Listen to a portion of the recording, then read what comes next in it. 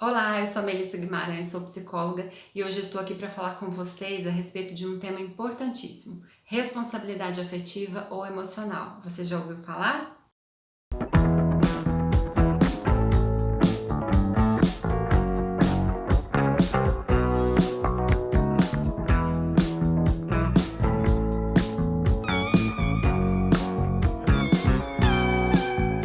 Mas antes de começarmos o tema propriamente dito, eu gostaria de te perguntar: você já é inscrito no canal? Se não é ainda, eu peço por favor se inscreva. Se gostar dos conteúdos, curta, compartilhe, ative o sininho, deixe um comentário. Isso ajuda o conteúdo a chegar para mais pessoas. Mas agora chega de enrolação e vamos direto ao tema. O que é a responsabilidade afetiva ou emocional, afinal? Significa que a gente deve se responsabilizar pelos afetos que a gente desperta no outro e também pelas expectativas. Não parece simples? Não parece algo que a gente deveria introjetar dentro de nós e agir naturalmente? Fazer isso o tempo todo, especialmente nos relacionamentos amorosos, que é o nosso foco hoje do vídeo? Parece, mas nem sempre acontece assim. Pelo contrário, muitas vezes as pessoas agem de forma inconsequente, sem responsabilizar-se pelos sentimentos e expectativas criados, pelas outras pessoas em relação a nós, e aí a coisa desanda. E aí os relacionamentos terminam e a gente vê essa falta de responsabilidade acontecer não só no início, mas durante o relacionamento e depois, perdurar por muito tempo e afeta drasticamente a vida emocional de muita gente. Então, vamos olhar para isso. Assim, de uma forma bastante simplificada, a responsabilidade afetiva, ela tem muita relação com o diálogo aberto, com a comunicação bem feita no início de uma vinculação. Como assim, né? Significa que quando a gente está se vinculando a alguém, a gente precisa estabelecer as regras, esse contrato de vinculação. Como que vai funcionar entre nós? Então vamos pegar aqui um exemplo, para que vocês entendam melhor o que eu quero dizer. Um casal está se conhecendo ali, saíram algumas vezes, gostam de estar um com o outro e de repente um propõe, vamos estreitar essa relação, vamos transformar, esses encontros em um namoro, algo mais sério. E aí a outra pessoa pensa assim: será que eu quero? Será que eu tô pronto?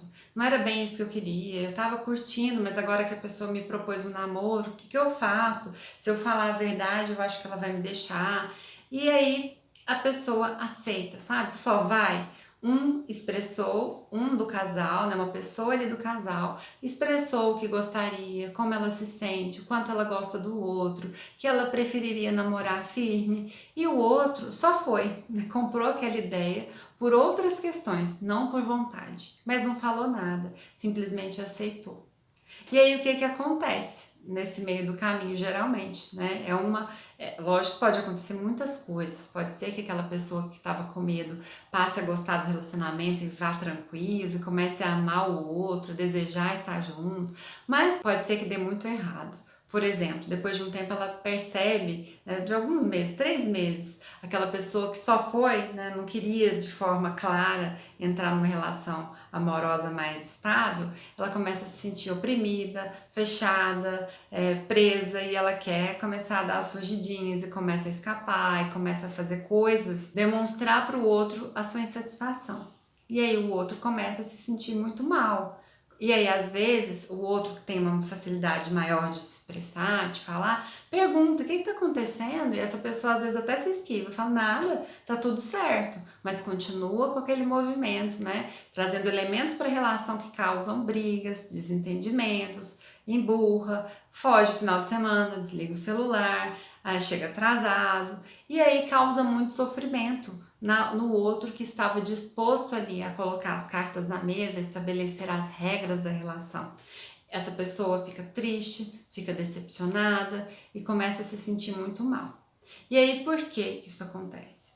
Porque o outro teve uma dificuldade em expor o que estava sentindo, em jogar aberto com a pessoa, em conversar, em ter uma atitude madura o suficiente para colocar como ele se sentia e o que ele esperava naquele momento de uma relação amorosa, que era o oposto, do outro.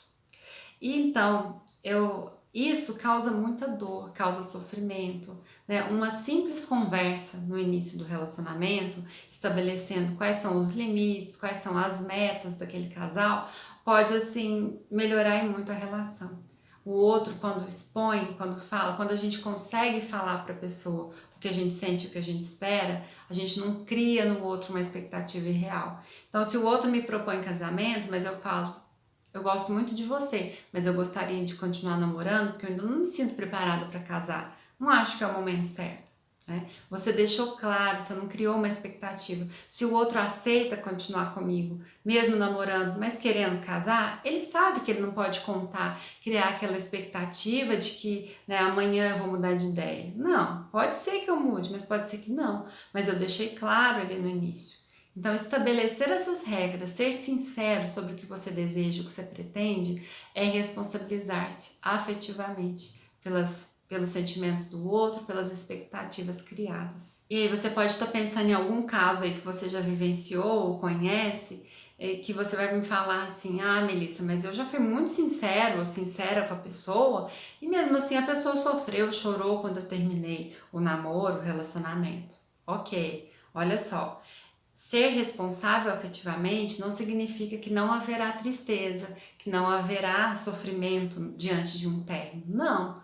Acontece quando a gente entra de uma forma responsável na relação, quando nós saímos, quando essa relação acaba, um ciclo ali é fechado, a gente sai de cabeça erguida, sem arrastar uma culpa conosco, porque nós não tivemos responsabilidade sobre a expectativa que o outro criou, porque a gente deixou claro lá no início o que a gente queria, o que a gente esperava, o que a gente pretendia com aquela relação.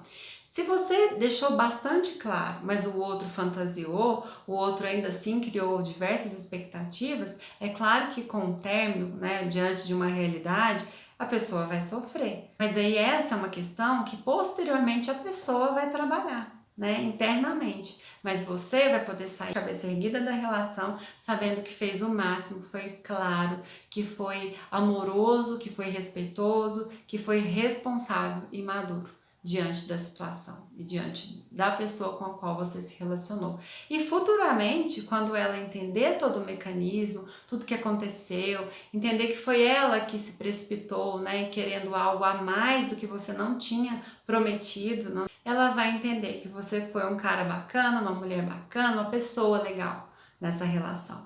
E aí pode ser que seja estabelecido até um grau de amizade ali depois que isso tudo terminar. Nós precisamos pensar na nossa responsabilidade afetiva em relação às pessoas para que a gente se sinta bem, para que a gente se sinta maduro, para que nós consigamos assim fechar os ciclos das nossas vidas, os ciclos amorosos, de uma forma positiva, olhando para trás, sem deixar aquela mácula, sem deixar a coisa ruim, né, um lado obscuro que a gente não quer encontrar com a pessoa, que a gente tem vergonha, porque gera tudo isso quando a gente não tem esse tipo de conduta.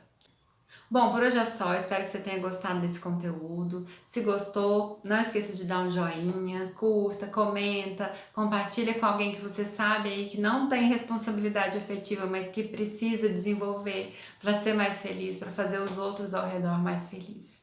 Obrigada por assistir esse vídeo e até o próximo.